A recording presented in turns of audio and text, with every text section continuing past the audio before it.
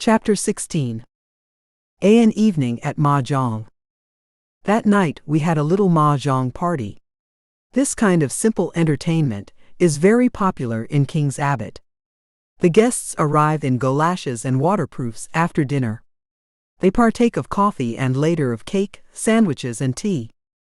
On this particular night our guests were Miss Gannett and Colonel Carter, who lives near the church. A good deal of gossip is handed round at these evenings, sometimes seriously interfering with the game in progress. We used to play bridge, chatty bridge of the worst description. We find Mahjong much more peaceful. The irritated demand as to why on earth your partner did not lead a certain card is entirely done away with, and though we still express criticisms frankly, there is not the same acrimonious spirit. "Very cold evening, eh, Shepherd?" said Colonel Carter, standing with his back to the fire. Caroline had taken Miss Gannett to her own room, and was there assisting her to disentangle herself from her many wraps. "Reminds me of the Afghan passes." "Indeed," I said politely. "Very mysterious business this about poor Ackroyd," continued the Colonel, accepting a cup of coffee. "A deuce of a lot behind it, that's what I say.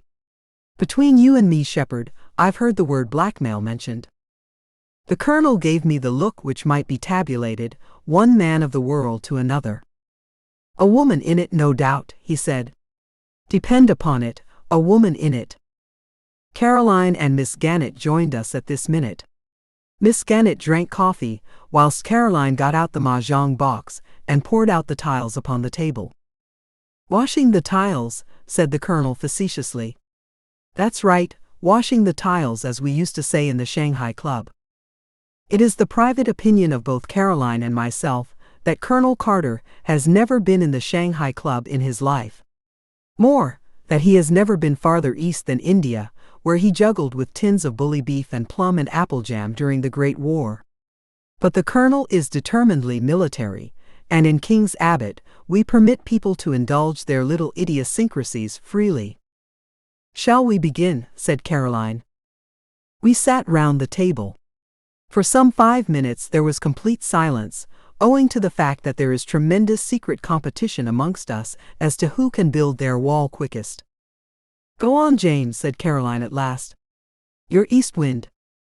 I discarded a tile.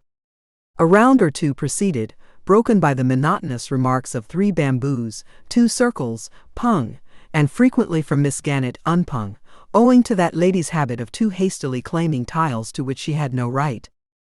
"I saw Flora Ackroyd this morning," said Miss Gannett. "Pung no unpung. I made a mistake." "4 circles," said Caroline. "Where did you see her?" "She didn't see me," said Miss Gannett, with that tremendous significance only to be met with in small villages. "Ah," said Caroline interestedly. "Chow." "I believe," said Miss Gannett, temporarily diverted, "that it's the right thing nowadays to say chi, not chow." "Nonsense," said Caroline. "I have always said chow." "In the Shanghai Club," said Colonel Carter, "they say chow." Miss Gannett retired, crushed. "What were you saying about Flora Ackroyd?" asked Caroline, after a moment or two devoted to the game. "Was she with anyone?" "Very much so," said Miss Gannett. The eyes of the 2 ladies met, and seemed to exchange information. "Really?" said Caroline interestedly. "Is that it? Well, it doesn't surprise me in the least." "We're waiting for you to discard, Miss Caroline," said the Colonel. He sometimes affects the pose of the bluff male, intent on the game and indifferent to gossip. But nobody is deceived. "If you ask me," said Miss Gannett. "Was that a bamboo you discarded, dear?" "Oh. No, I see now, it was a circle. As I was saying, if you ask me, Flora's been exceedingly lucky." "Exceedingly lucky she's been." "How's that, Miss Gannett?" asked the Colonel. "I'll pung that green dragon." "How do you make out that Miss Flora's been lucky?" "Very charming girl and all that, I know." "I mayn't know very much about crime," said Miss Gannett, with the air of one who knows everything there is to know, "but I can tell you one thing.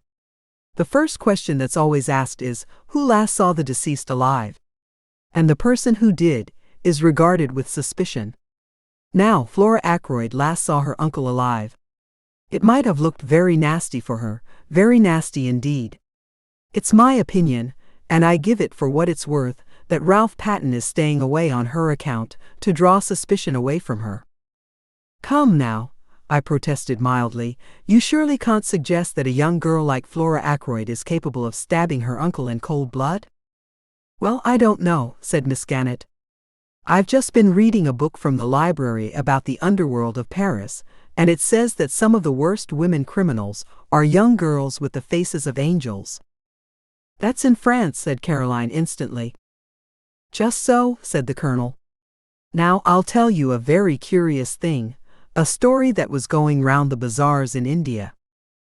The Colonel's story was one of interminable length, and of curiously little interest. A thing that happened in India many years ago cannot compare for a moment with an event that took place in King's Abbot the day before yesterday. It was Caroline who brought the Colonel's story to a close by, fortunately going mahjong. After the slight unpleasantness always occasioned by my corrections of Caroline's somewhat faulty arithmetic, we started a new hand. East wind passes, said Caroline. I've got an idea of my own, about Ralph Patten. 3 characters. But I'm keeping it to myself, for the present. Are you, dear? Said Miss Gannett. Chow, I mean Pung. Yes, said Caroline firmly. Was it all right about the boots? Asked Miss Gannett. Their being black, I mean. Quite all right, said Caroline. What was the point, do you think? Asked Miss Gannett. Caroline pursed up her lips and shook her head with an air of knowing all about it. Pung, said Miss Gannett. No, unpung. I suppose that now the doctor's in with M. Poirot, he knows all the secrets. Far from it, I said. James is so modest, said Caroline. Ah, a concealed Kong. The Colonel gave vent to a whistle. For the moment, gossip was forgotten. Your own wind too, he said. And you've got 2 pungs of dragons. We must be careful. Miss Caroline's out for a big hand. We played for some minutes with no irrelevant conversation. This M. Poirot now, said Colonel Carter, is he really such a great detective? The greatest the world has ever known, said Caroline solemnly. He had to come here incognito to avoid publicity. Chow, said Miss Gannett. Quite wonderful for our little village, I'm sure. By the way, Clara, my maid, you know, is great friends with Elsie, the housemaid at Fernley, and what do you think Elsie told her? That there's been a lot of money stolen, and it's her opinion, Elsie's, I mean, that the parlor maid had something to do with it. She's leaving at the month, and she's crying a good deal at night. If you ask me, the girl is very likely in league with a gang. She's always been a queer girl, she's not friends with any of the girls round here. She goes off by herself on her days out, very unnatural I call it, and most suspicious.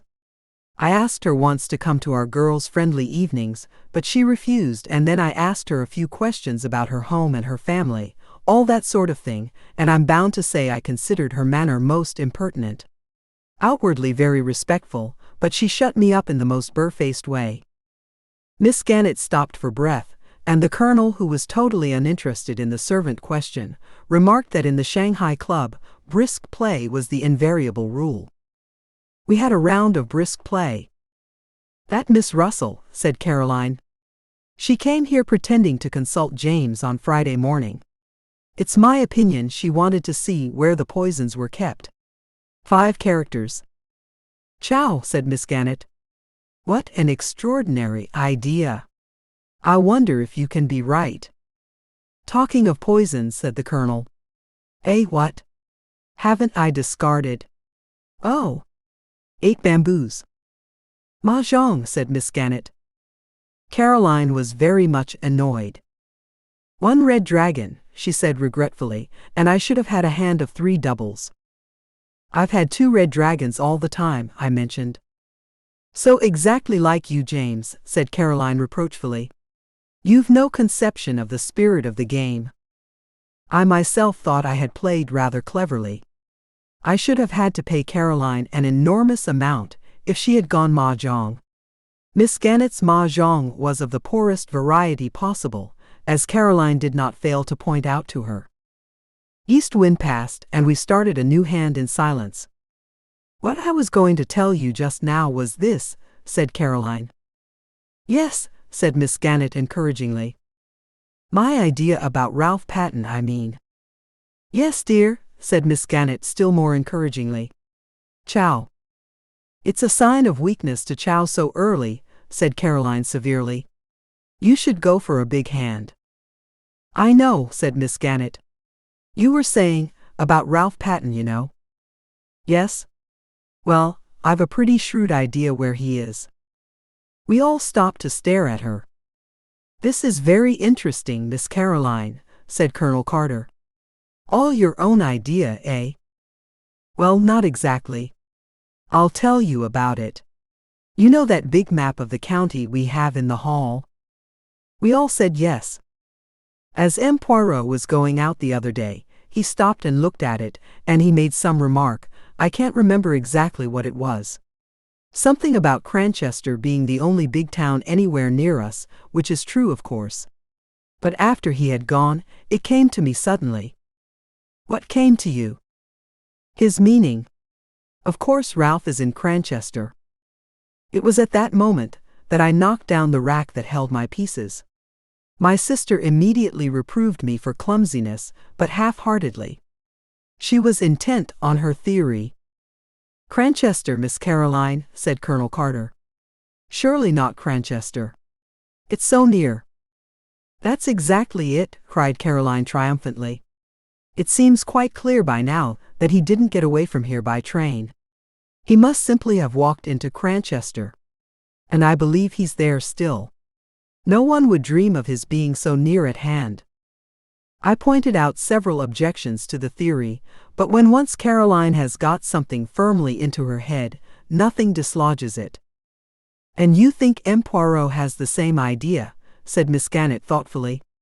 "It's a curious coincidence, but I was out for a walk this afternoon on the Cranchester Road, and he passed me in a car coming from that direction." We all looked at each other. "Why, dear me," said Miss Gannett suddenly, "I'm mahjong all the time and I never noticed it." Caroline's attention was distracted from her own inventive exercises.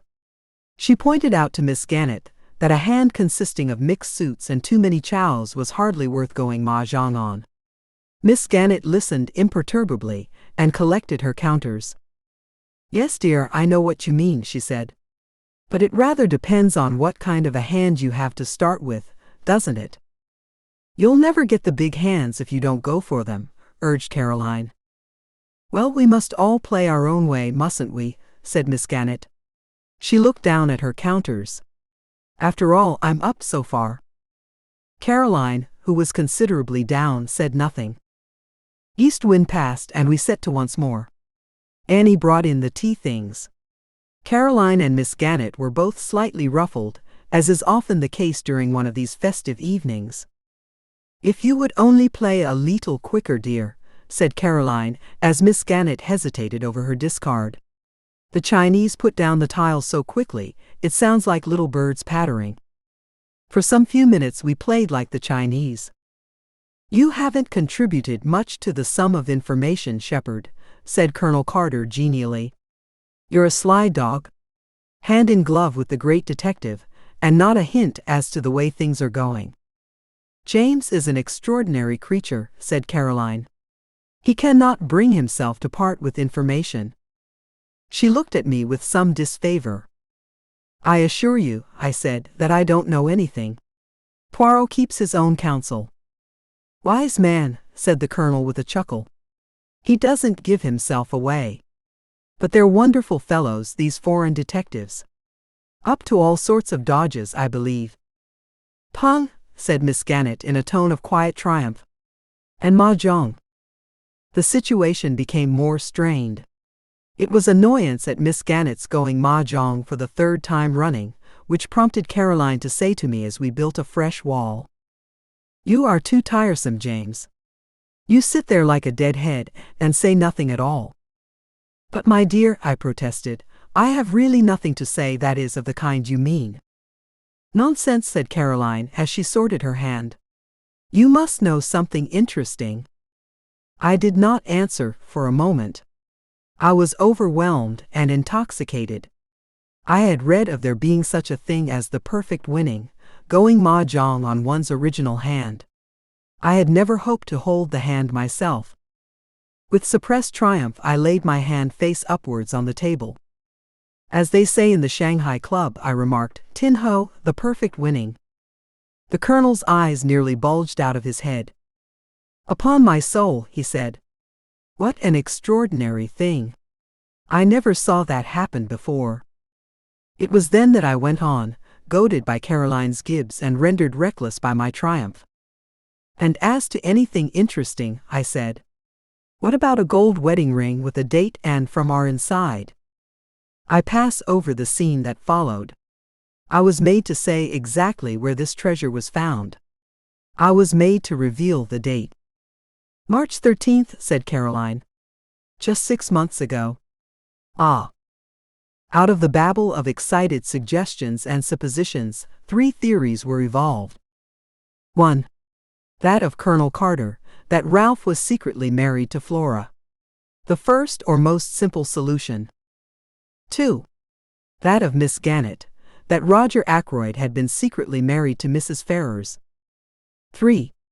That of my sister, that Roger Ackroyd had married his housekeeper, Miss Russell. A 4th or super theory was propounded by Caroline later as we went up to bed. Mark my words, she said suddenly, I shouldn't be at all surprised if Geoffrey Raymond and Flora weren't married. Surely it would be from G, not from R then, I suggested. You never know. Some girls call men by their surnames. And you heard what Miss Gannett said this evening, about Flora's carryings on. Strictly speaking, I had not heard Miss Gannett say anything of the kind, but I respected Caroline's knowledge of innuendos. How about Hector Blunt, I hinted. If it's anybody. Nonsense, said Caroline. I dare say he admires her, may even be in love with her. But depend upon it, a girl isn't going to fall in love with a man old enough to be her father when there's a good-looking young secretary about. She may encourage Major Blunt just as a blind. Girls are very artful. But there's one thing I do tell you, James Shepherd. Flora Ackroyd does not care a penny piece for Ralph Patten, and never has. You can take it from me. I took it from her meekly. Chapter 17. Parker. It occurred to me the next morning that under the exhilaration produced by Tin Ho, or the perfect winning, I might have been slightly indiscreet. True, Poirot had not asked me to keep the discovery of the ring to myself. On the other hand, he had said nothing about it whilst at Fernley, and as far as I knew, I was the only person aware that it had been found. I felt distinctly guilty. The fact was by now spreading through King's Abbot like wildfire. I was expecting wholesale reproaches from Poirot any minute. The joint funeral of Mrs. Ferrars and Roger Ackroyd was fixed for 11 o'clock. It was a melancholy and impressive ceremony. All the party from Fernley were there. After it was over, Poirot, who had also been present, took me by the arm and invited me to accompany him back to the Larches. He was looking very grave, and I feared that my indiscretion of the night before had got round to his ears. But it soon transpired that his thoughts were occupied by something of a totally different nature. See you, he said. We must act. With your help, I propose to examine a witness. We will question him, we will put such fear into him that the truth is bound to come out. What witness are you talking of? I asked, very much surprised. Parker, said Poirot. I asked him to be at my house this morning at 12 o'clock. He should await us there, at this very minute. What do you think? I ventured, glancing sideways at his face. I know this, that I am not satisfied. You think that it was he who blackmailed Mrs. Ferrars? Either that or... Well? I said, after waiting a minute or two. My friend, I will say this to you, I hope it was he. The gravity of his manner, and something indefinable that tinged it reduced me to silence. On arrival at the Larches, we were informed that Parker was already there, awaiting our return. As we entered the room, the butler rose respectfully. "Good morning, Parker," said Poirot pleasantly. "One instant, I pray of you." He removed his overcoat and gloves. "Allow me, sir," said Parker, and sprang forward to assist him. He deposited the articles neatly on a chair by the door. Poirot watched him with approval. "Thank you, my good Parker," he said. "Take a seat, will you not? What I have to say may take some time." Parker seated himself with an apologetic bend of the head. "Now what do you think I asked you to come here for this morning, eh?" Parker coughed. "I understood, sir, that you wished to ask me a few questions about my late master, private-like." "Précisément," said Poirot, beaming. "Have you made many experiments in blackmail?" "Sir." The butler sprang to his feet. "Do not excite yourself," said Poirot placidly. "Do not play the farce of the honest, injured man. You know all there is to know about the blackmail, is it not so?" "Sir, I've never been insulted," suggested Poirot, "in such a way before." "Then why, my excellent Parker, were you so anxious to overhear the conversation in Mr. Ackroyd's study the other evening, after you had caught the word blackmail?" "I wasn't. Who was your last master?" rapped out Poirot suddenly. "My last master?" "Yes, the master you were with before you came to Mr. Ackroyd." "A Major Ellerby, sir." Poirot took the words out of his mouth. "Just so, Major Ellerby. Major Ellerby was addicted to drugs, was he not? You traveled about with him. When he was in Bermuda there was some trouble, a man was killed. Major Ellerby was partly responsible. It was hushed up. But you knew about it. How much did Major Ellerby pay you to keep your mouth shut?" Parker was staring at him open-mouthed. The man had gone to pieces, his cheeks shook flabbily. "You see me, I have made inquiries," said Poirot pleasantly. "It is as I say. You got a good sum then as blackmail, and Major Ellerby went on paying you until he died. Now I want to hear about your latest experiment." Parker still stared. "It is useless to deny. Hercule Poirot knows. It is so what I have said about Major Ellerby, is it not?" As though against his will, Parker nodded reluctantly once. His face was ashen pale. "But I never hurt a hair of Mr. Ackroyd's head," he moaned. "Honest to God, sir, I didn't. I've been afraid of this coming all the time. And I tell you I didn't kill him." His voice rose almost to a scream.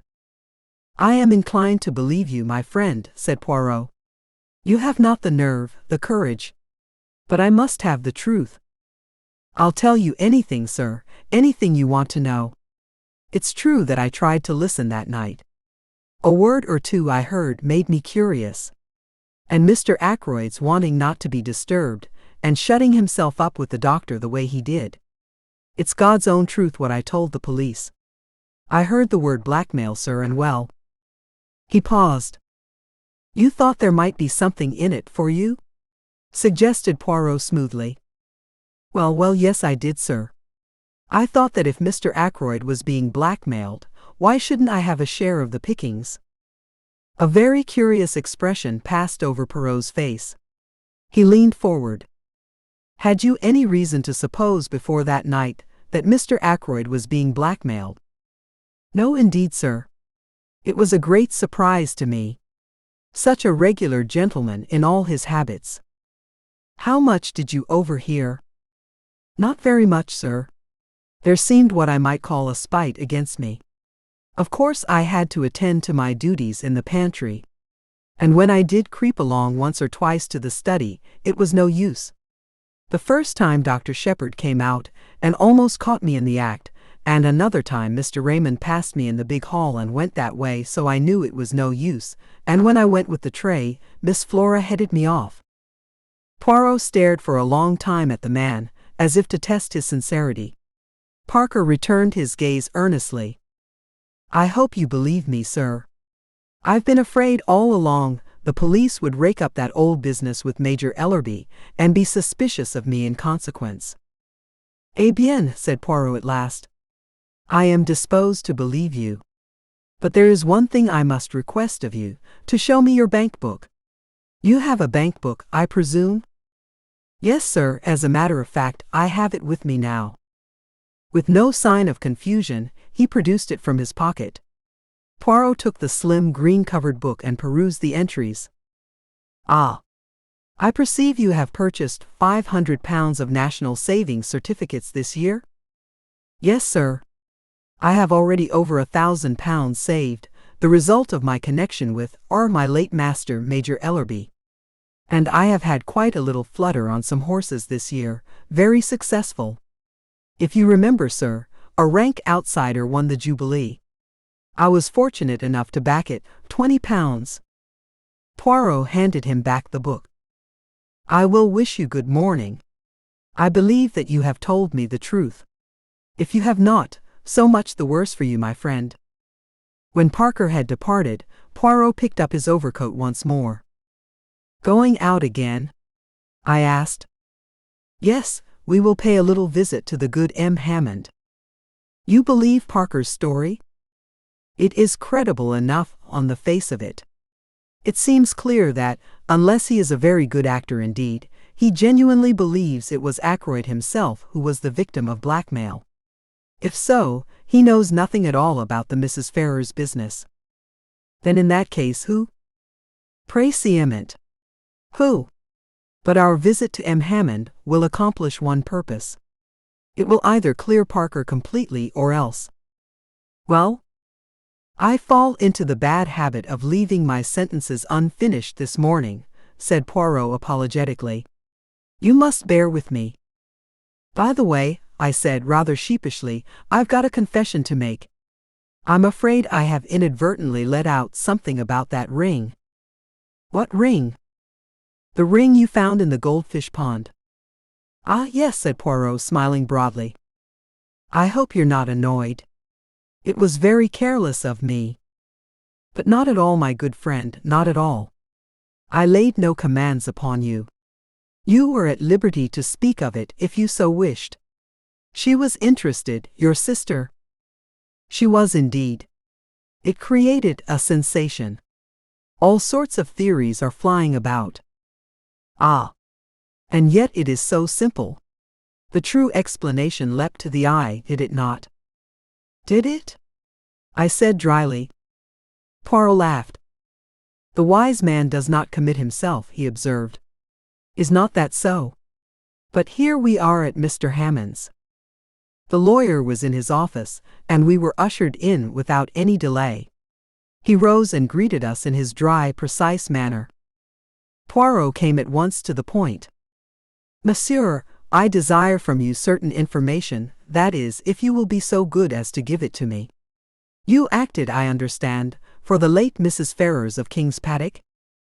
I noticed the swift gleam of surprise which showed in the lawyer's eyes before his professional reserve came down once more like a mask over his face. Certainly. All her affairs passed through our hands. Very good. Now, before I ask you to tell me anything, I should like you to listen to the story Dr. Shepherd will relate to you. You have no objection, have you, my friend, to repeating the conversation you had with Mr. Ackroyd last Friday night? Not in the least, I said, and straightway began the recital of that strange evening. Hammond listened with close attention. That is all, I said when I had finished. Blackmail, said the lawyer thoughtfully. You are surprised? Asked Poirot. The lawyer took off his pince-nez and polished them with his handkerchief. No, he replied, I can hardly say that I am surprised. I have suspected something of the kind for some time. That brings us, said Poirot, to the information for which I am asking. If anyone can give us an idea of the actual sums paid, you are the man, monsieur. I see no object in withholding the information, said Hammond after a moment or two. During the past year, Mrs. Ferrars has sold out certain securities, and the money for them was paid into her account and not reinvested. As her income was a large one, and she lived very quietly after her husband's death, it seems certain that these sums of money were paid away for some special purpose. I once sounded her on the subject, and she said that she was obliged to support several of her husband's poor relations. I let the matter drop, of course. Until now, I have always imagined that the money was paid to some woman who had had a claim on Ashley Ferrers. I never dreamed that Mrs. Ferrers herself was involved.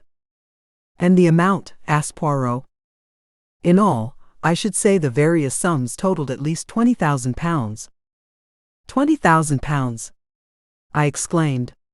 In 1 year. Mrs. Ferrers was a very wealthy woman, said Poirot dryly. And the penalty for murder is not a pleasant one. Is there anything else that I can tell you? Inquired Mr. Hammond. I thank you, no, said Poirot, rising. All my excuses for having deranged you. Not at all, not at all. The word derange, I remarked when we were outside again, is applicable to mental disorder only. Ah, cried Poirot, never will my English be quite perfect. A curious language. I should then have said disarranged, n'est-ce pas? Disturbed is the word you had in mind. I thank you, my friend. The word exact, you are zealous for it. Eh bien, what about our friend Parker now? With £20,000 in hand, would he have continued being a butler? Je ne pense pas. It is, of course, possible that he banked the money under another name, but I am disposed to believe he spoke the truth to us. If he is a scoundrel, he is a scoundrel on a mean scale. He has not the big ideas. That leaves us as a possibility Raymond or, well, Major Blunt. Surely not Raymond, I objected. Since we know that he was desperately hard up for a matter of £500. That is what he says, yes. And as to Hector Blunt, I will tell you something as to the good Major Blunt, interrupted Poirot. It is my business to make inquiries. I make them. Eh bien, that legacy of which he speaks, I have discovered that the amount of it was close upon £20,000. What do you think of that? I was so taken aback that I could hardly speak. It's impossible, I said at last. A well-known man like Hector Blunt. Poirot shrugged his shoulders. Who knows? At least he is a man with big ideas. I confess that I hardly see him as a blackmailer, but there is another possibility that you have not even considered. What is that? The fire, my friend. Ackroyd himself may have destroyed that letter, blue envelope and all, after you left him. I hardly think that likely, I said slowly. And yet, of course, it may be so. He might have changed his mind. We had just arrived at my house, and on the spur of the moment, I invited Poirot to come in and take potluck. I thought Caroline would be pleased with me, but it is hard to satisfy one's women folk. It appears that we were eating chops for lunch, the kitchen staff being regaled on tripe and onions. And 2 chops set before 3 people are productive of embarrassment. But Caroline is seldom daunted for long.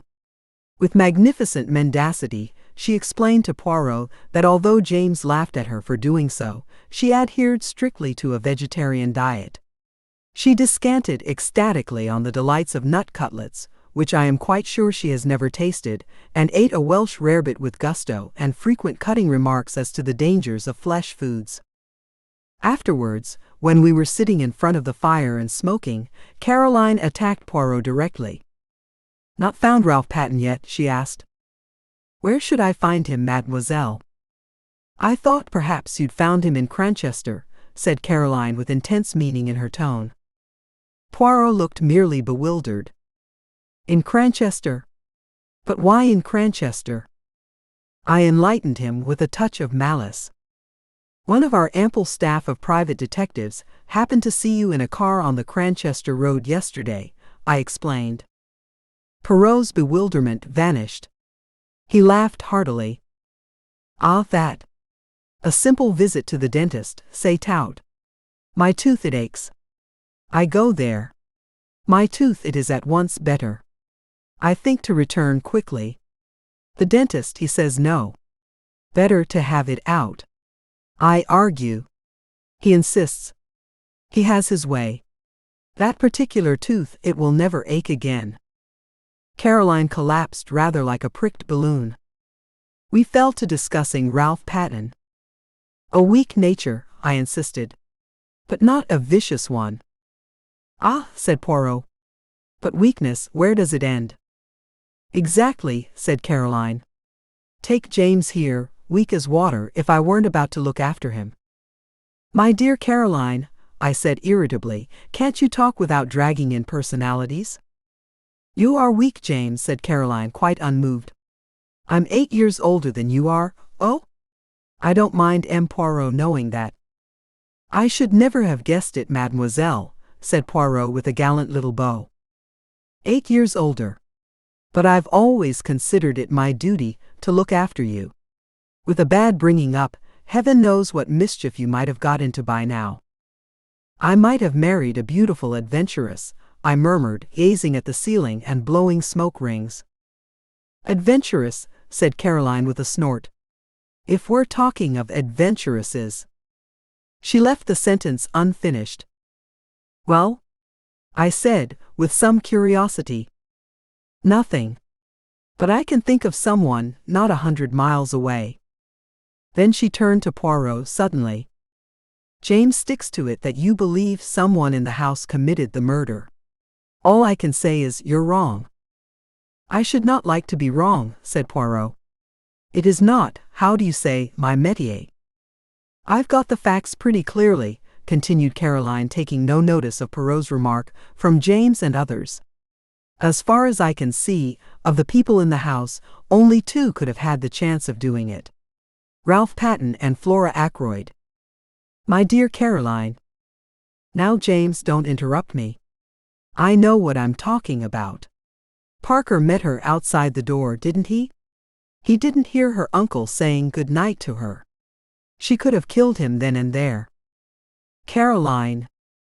I'm not saying she did, James. I'm saying she could have done. As a matter of fact, though Flora is like all these young girls nowadays, with no veneration for their betters and thinking they know best on every subject under the sun, I don't for a minute believe she'd kill even a chicken. But there it is. Mr. Raymond and Major Blunt have alibis. Mrs. Ackroyd's got an alibi. Even that Russell woman seems to have one, and a good job for her it is she has. Who is left? Only Ralph and Flora. And say what you will, I don't believe Ralph Patten is a murderer. A boy we've known all our lives. Poirot was silent for a minute, watching the curling smoke rise from his cigarette. When at last he spoke, it was in a gentle, faraway voice that produced a curious impression. It was totally unlike his usual manner. Let us take a man, a very ordinary man. A man with no idea of murder in his heart. There is in him somewhere a strain of weakness, deep down. It has so far never been called into play. Perhaps it never will be, and if so, he will go to his grave honored and respected by everyone. But let us suppose that something occurs. He is in difficulties, or perhaps not that even.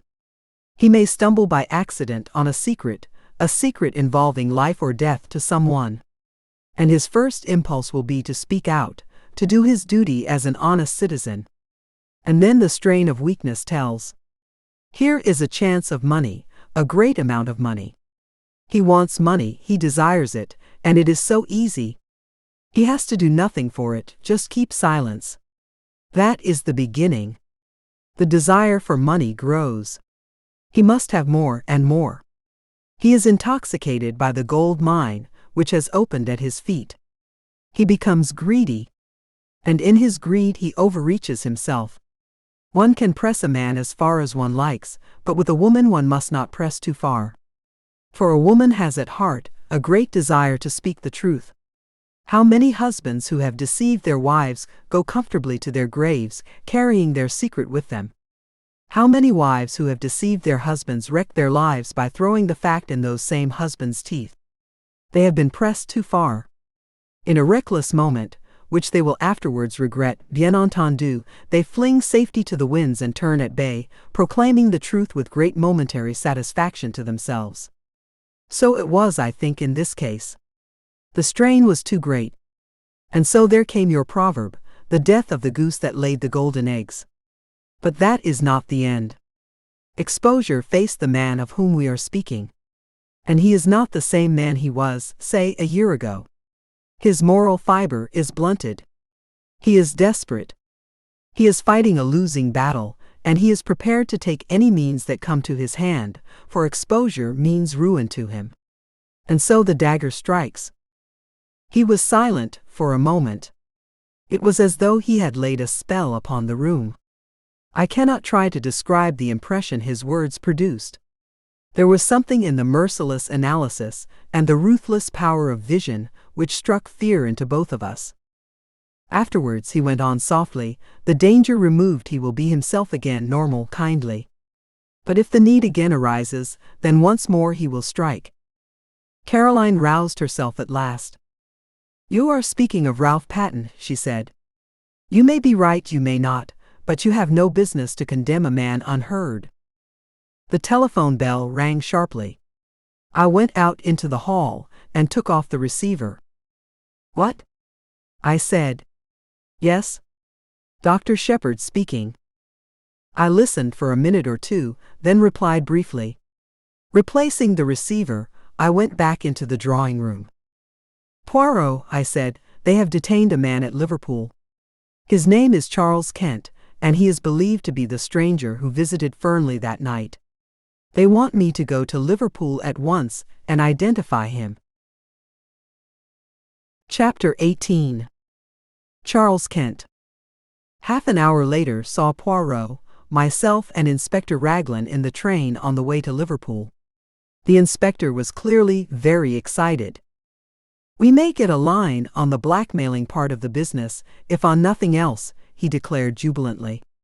He's a rough customer, this fellow, by what I heard over the phone.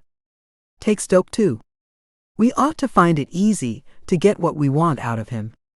If there was the shadow of a motive, nothing's more likely than that he killed Mr. Ackroyd. But in that case, why is young Patten keeping out of the way? The whole thing's a muddle, that's what it is. By the way, M. Poirot, you were quite right about those fingerprints. They were Mr. Ackroyd's own. I had rather the same idea myself, but I dismissed it as hardly feasible. I smiled to myself. Inspector Raglan was so very plainly saving his face. As regards this man, said Poirot, he is not yet arrested, eh? No, detained under suspicion. And what account does he give of himself? Precious little, said the inspector with a grin. He's a wary bird, I gather. A lot of abuse, but very little more. On arrival at Liverpool, I was surprised to find that Poirot was welcomed with acclamation.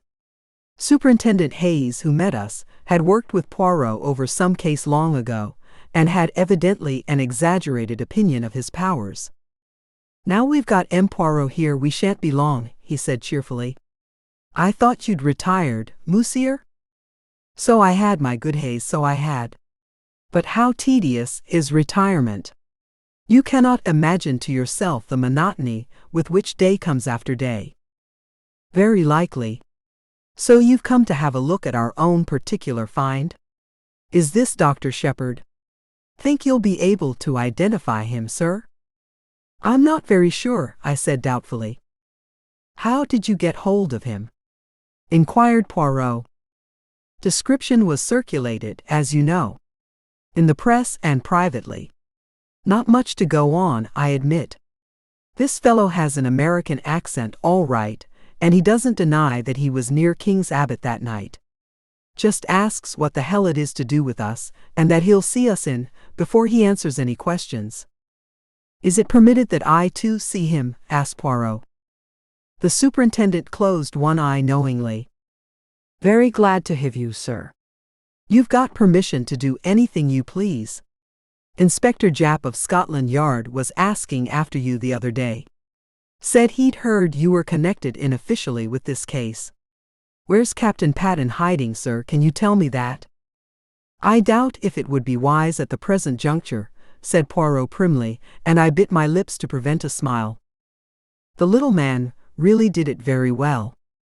After some further parley, we were taken to interview the prisoner. He was a young fellow, I should say not more than 22 or 3. Tall, thin, with slightly shaking hands and the evidences of considerable physical strength somewhat run to seed. His hair was dark, but his eyes were blue and shifty, seldom meeting a glance squarely. I had all along cherished the illusion that there was something familiar about the figure I had met that night, but if this were indeed he, I was completely mistaken. He did not remind me in the least of anyone I knew. "Now then, Kent," said the superintendent, "stand up. Here are some visitors come to see you. Recognize any of them?" Kent glared at us sullenly, but did not reply. I saw his glance waver over the 3 of us and come back to rest on me. "Well, sir," said the superintendent to me, "what do you say?" "The height's the same," I said, "and as far as general appearance goes, it might well be the man in question. Beyond that, I couldn't go." "What the hell's the meaning of all this?" asked Kent. "What have you got against me? Come on, out with it. What am I supposed to have done?" I nodded my head. "It's the man," I said. "I recognize the voice." "Recognize my voice, do you? Where do you think you heard it before?" "On Friday evening last, outside the gates of Fernley Park. You asked me the way there." "I did I?" "Do you admit it?" asked the inspector. "I don't admit anything. Not till I know what you've got on me." "Have you not read the papers in the last few days?" asked Poirot, speaking for the first time. The man's eyes narrowed. "So that's it, is it? I saw an old gent had been croaked at Fernley. Trying to make out I did the job, are you?" "You were there that night," said Poirot quietly. "How do you know, mister?" "By this." Poirot took something from his pocket and held it out. It was the goose quill we had found in the summer house. At the sight of it, the man's face changed. He half held out his hand. "Snow," said Poirot thoughtfully. "No, my friend, it is empty. It lay where you dropped it in the summer house that night." Charles Kent looked at him uncertainly. "You seem to know a hell of a lot about everything, you little foreign cockduck. Perhaps you remember this. The papers say that the old gent was croaked between 9:45 and 10 o'clock. "That is so," agreed Poirot. "Yes, but is it really so?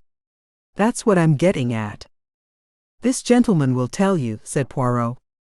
He indicated Inspector Raglan.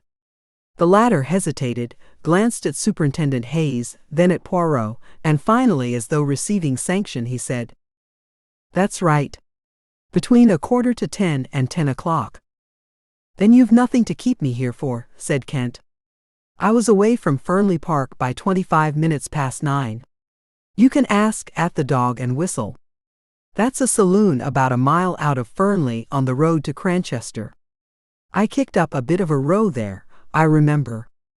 As near as nothing to 9:45 it was. How about that?" Inspector Raglan wrote down something in his notebook. "Well?" demanded Kent. "Inquiries will be made," said the inspector. "If you've spoken the truth, you won't have anything to complain about. What were you doing at Fernley Park anyway?" "Went there to meet someone." "Who?" "That's none of your business." "You'd better keep a civil tongue in your head, my man," the superintendent warned him. "To hell with a civil tongue. I went there on my own business, and that's all there is to it. If I was clear away before the murder was done, that's all that concerns the cops." "Your name, it is Charles Kent," said Poirot. "Where were you born?" The man stared at him, then he grinned. "I'm a full-blown Britisher, all right," he said. "Yes," said Poirot meditatively, "I think you are. I fancy you were born in Kent." The man stared. "Why's that?" "Because of my name." "What's that to do with it? Is a man whose name is Kent bound to be born in that particular county?"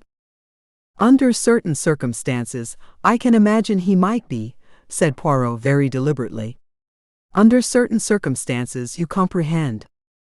There was so much meaning in his voice as to surprise the two police officers. As for Charles Kent, he flushed a brick red, and for a moment I thought he was going to spring at Poirot. He thought better of it, however, and turned away with a kind of laugh. Poirot nodded as though satisfied, and made his way out through the door. He was joined presently by the two officers. "We'll verify that statement," remarked Raglan. "I don't think he's lying, though. But he's got to come clear with a statement as to what he was doing at Fernley. It looks to me as though we'd got our blackmailer all right. On the other hand, granted his story's correct, he couldn't have had anything to do with the actual murder. He'd got £10 on him when he was arrested, rather a large sum. I fancy that £40 went to him. The numbers of the notes didn't correspond, but of course he'd have changed them first thing.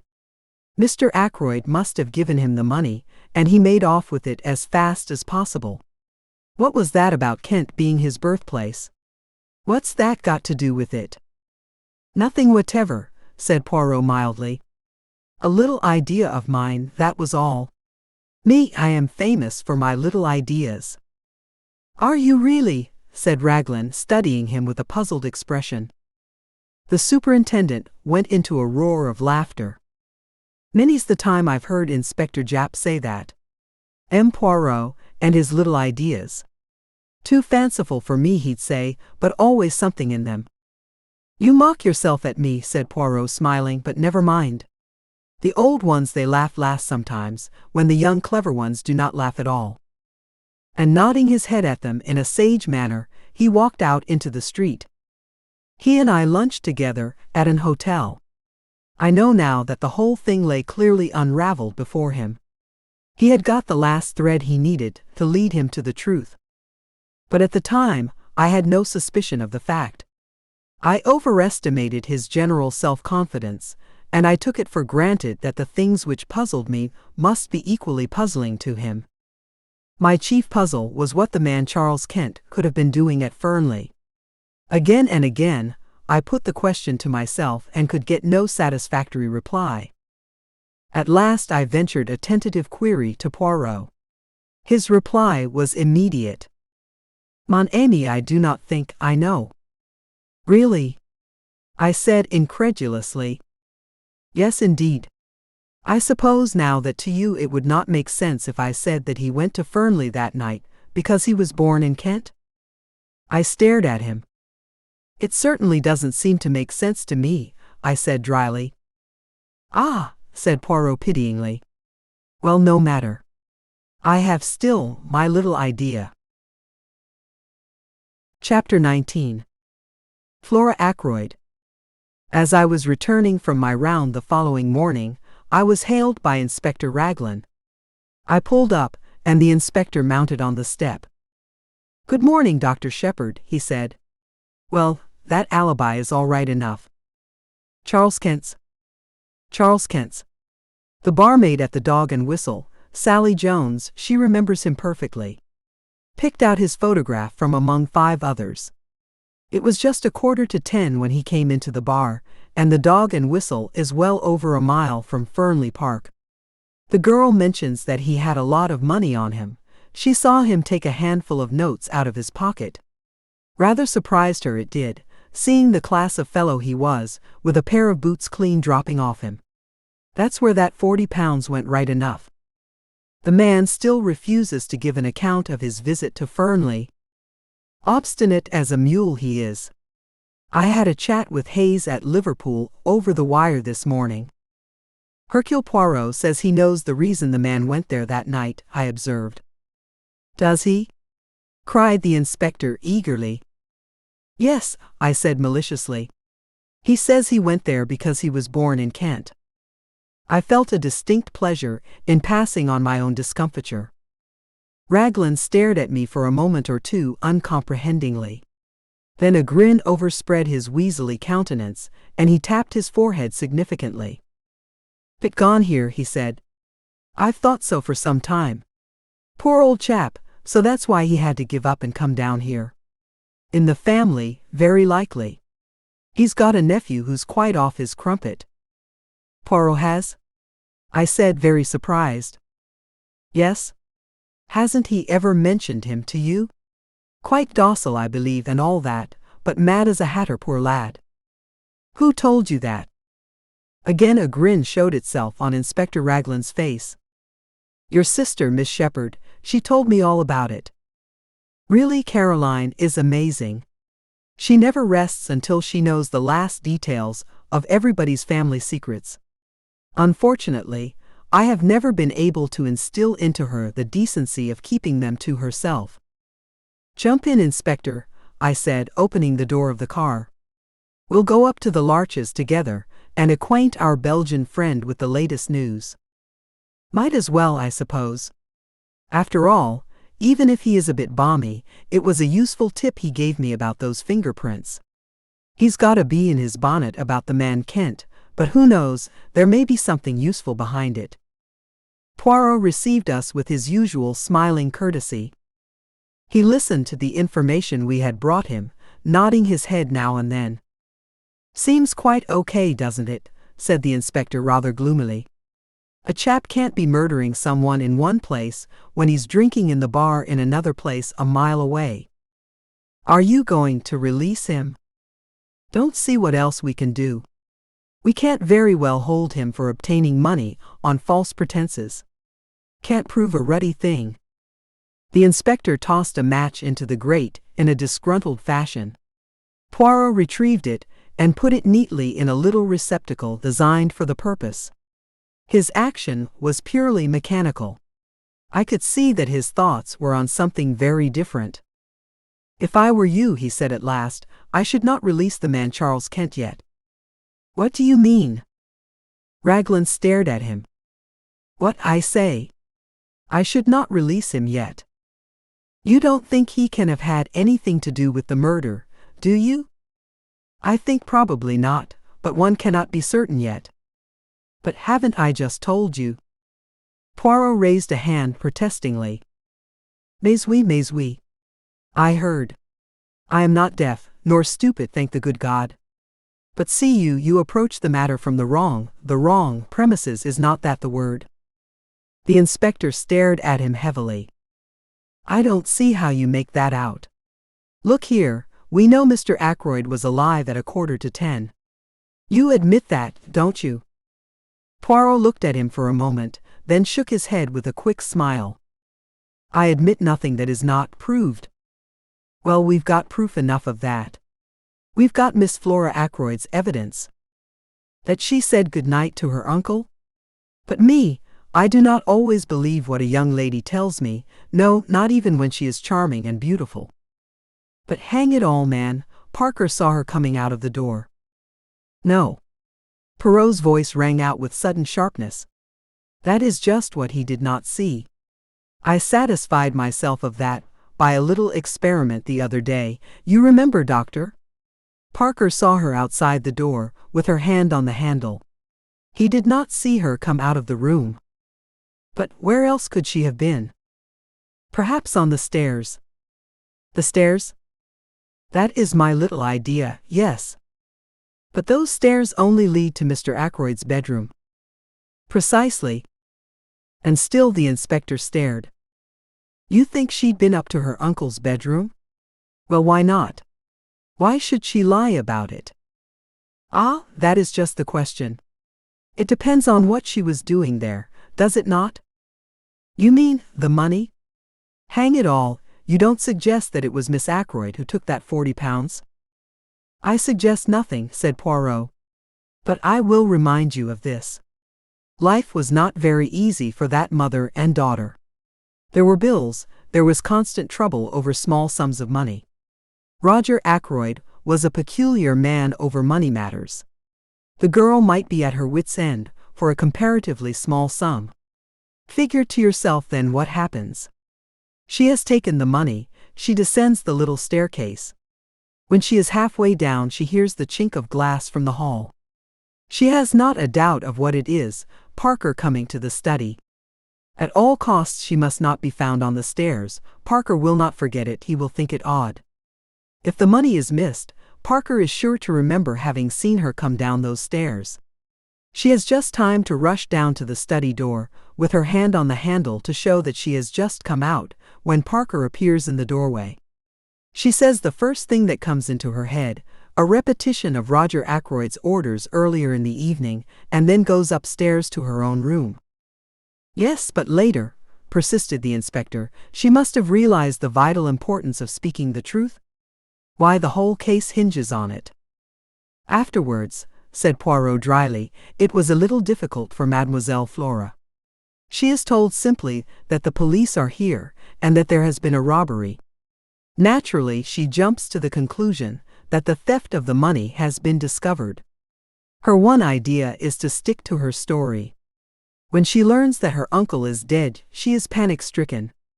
Young women do not faint nowadays, monsieur, without considerable provocation. Eh bien, there it is. She is bound to stick to her story, or else confess everything. And a young and pretty girl does not like to admit that she is a thief, especially before those whose esteem she is anxious to retain. Raglan brought his fist down with a thump on the table. I'll not believe it, he said. It's not credible. And you've known this all along? The possibility has been in my mind from the first, admitted Poirot. I was always convinced that Mademoiselle Flora was hiding something from us. To satisfy myself, I made the little experiment I told you of. Dr. Shepherd accompanied me. A test for Parker, you said it was, I remarked bitterly. Mon ami, said Poirot apologetically, as I told you at the time, one must say something. The inspector rose. There's only one thing for it, he declared. We must tackle the young lady right away. You'll come up to Fernley with me, M. Poirot? Certainly. Dr. Shepherd will drive us up in his car. I acquiesced willingly. On inquiry for Miss Ackroyd, we were shown into the billiard room. Flora and Major Hector Blunt were sitting on the long window seat. Good morning, Miss Ackroyd, said the inspector. Can we have a word or two alone with you? Blunt got up at once and moved to the door. What is it? Asked Flora nervously. Don't go, Major Blunt. He can stay, can't he? She asked, turning to the inspector. That's as you like, said the inspector dryly. There's a question or two it's my duty to put to you, miss, but I'd prefer to do so privately, and I dare say you'd prefer it also. Flora looked keenly at him. I saw her face grow whiter. Then she turned and spoke to Blunt. I want you to stay, please. Yes, I mean it. Whatever the inspector has to say to me, I'd rather you heard it. Raglan shrugged his shoulders. Well, if you will have it so, that's all there is to it. Now, Miss Ackroyd, M. Poirot here has made a certain suggestion to me. He suggests that you weren't in the study at all last Friday night, that you never saw Mr. Ackroyd to say good night to him, that instead of being in the study you were on the stairs leading down from your uncle's bedroom when you heard Parker coming across the hall. Flora's gaze shifted to Poirot. He nodded back at her.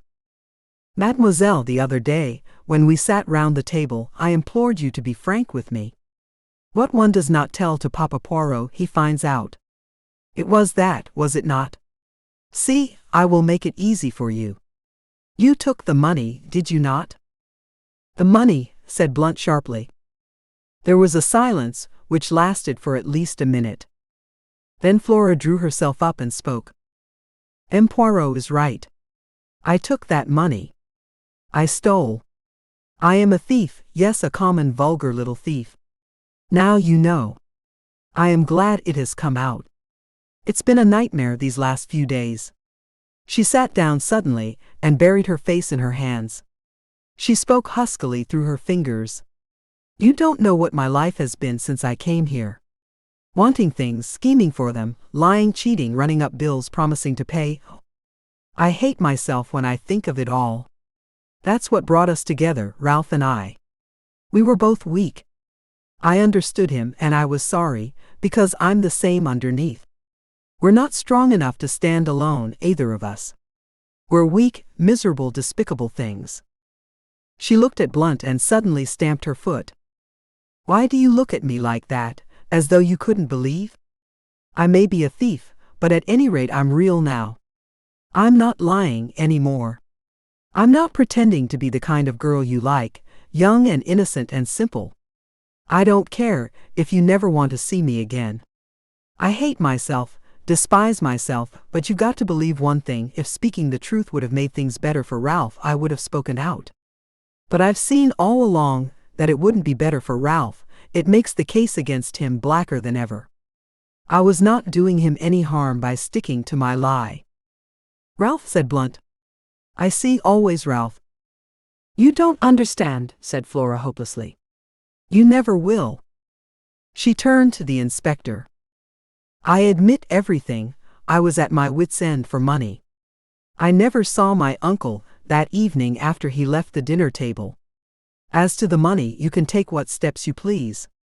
Nothing could be worse than it is now. Suddenly she broke down again, hid her face in her hands, and rushed from the room. Well, said the inspector in a flat tone, so that's that. He seemed rather at a loss what to do next. Blunt came forward. Inspector Raglan, he said quietly, that money was given to me by Mr. Ackroyd for a special purpose. Miss Ackroyd never touched it. When she says she did, she is lying with the idea of shielding Captain Patten. The truth is as I said, and I am prepared to go into the witness box and swear to it. He made a kind of jerky bow, then turning abruptly he left the room. Poirot was after him in a flash. He caught the other up in the hall. Monsieur, a moment I beg of you, if you will be so good. Well, sir?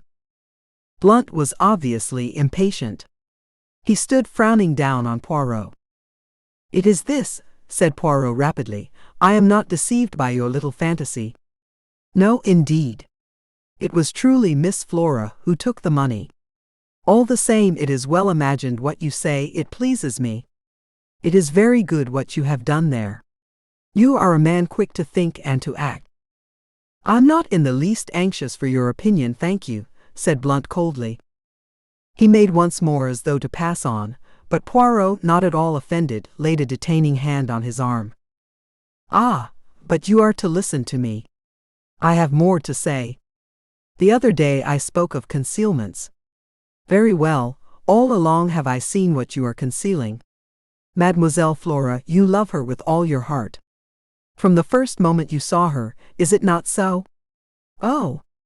Let us not mind saying these things. Why must one in England think it necessary to mention love as though it were some disgraceful secret? You love Mademoiselle Flora.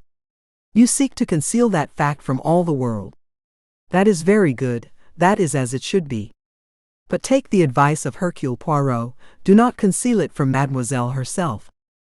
Blunt had shown several signs of restlessness whilst Poirot was speaking, but the closing words seemed to rivet his attention.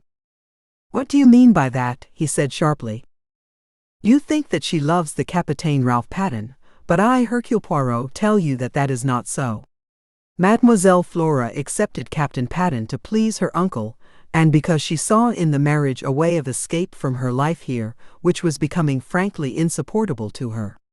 She liked him, and there was much sympathy and understanding between them. But love, no. It is not Captain Patten Mademoiselle Flora loves.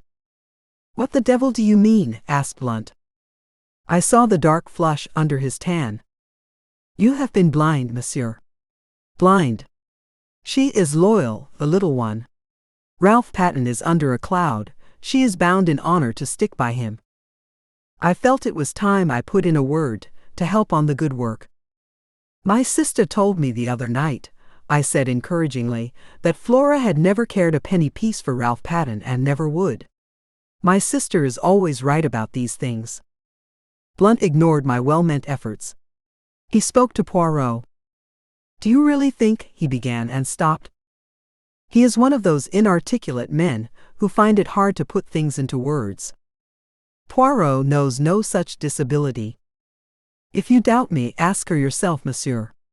But perhaps you no longer care to, the affair of the money. Blunt gave a sound like an angry laugh. Think I'd hold that against her? Roger was always a queer chap about money. She got in a mess and didn't dare tell him. Poor kid. Poor lonely kid. Poirot looked thoughtfully at the side door. Mademoiselle Flora went into the garden, I think, he murmured. I've been every kind of a fool, said Blunt abruptly. Rum conversation we've been having. Like one of those Danish plays. But you're a sound fellow, M. Poirot. Thank you. He took Poirot's hand and gave it a grip which caused the other to wince in anguish. Then he strode to the side door and passed out into the garden. Not every kind of a fool, murmured Poirot, tenderly nursing the injured member. Only one kind, the fool in love.